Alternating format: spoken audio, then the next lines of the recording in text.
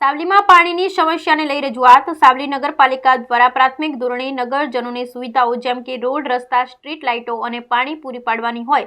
આજે સાવલી નગરના વડોદરા ભાગોળના શેખવગા વિસ્તારના અંતરિયાળમાં આવેલ 30થી વધુ ઘરોમાં પાણીની સમસ્યાને લઈ વોર્ડ નંબર 4ના કોર્પોરેટર અને આ વિસ્તારની 3 વર્ષ ઉપરાંત સમયથી પાણી ન મળવાની સમસ્યાને લઈ નગરપાલિકા ઓફિસ પહોંચી નગરપાલિકાના ચીફ ઓફિસરને આવેદનપત્ર પાઠવી રજૂઆત કરી।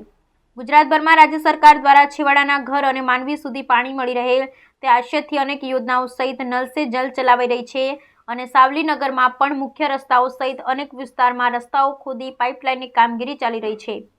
તેવામાં અહો આશ્ચર્યમ કે સાવલી નગરમાં વડોદરા ભાગોળ વિસ્તારના શેખવગાના અંતરિયાળમાં આવેલ 30થી વધુ ઘર છેલ્લા 3 વર્ષથી ઉપરાંત સમયથી આ વિસ્તારમાં પાણીની લાઇન નળ હોવા છતાંય પાણીથી વંચિત છે અને દૂરના અન્ય નળથી પાણી ભરી લાવવા મજબૂર બની છે।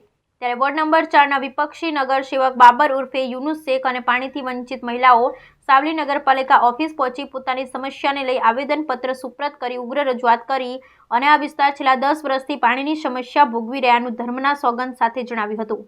રજૂઆતના પગલે ચીફ ઓફિસરે સ્થળની મુલાકાત લીધી અને આજે વિચાર રજૂઆત મંડી છે અને સમસ્યાનું પાલિકાના એન્જિનિયર પાસે તપાસ કરાવી ઘટતું કરવા આશ્વાસન આપ્યું।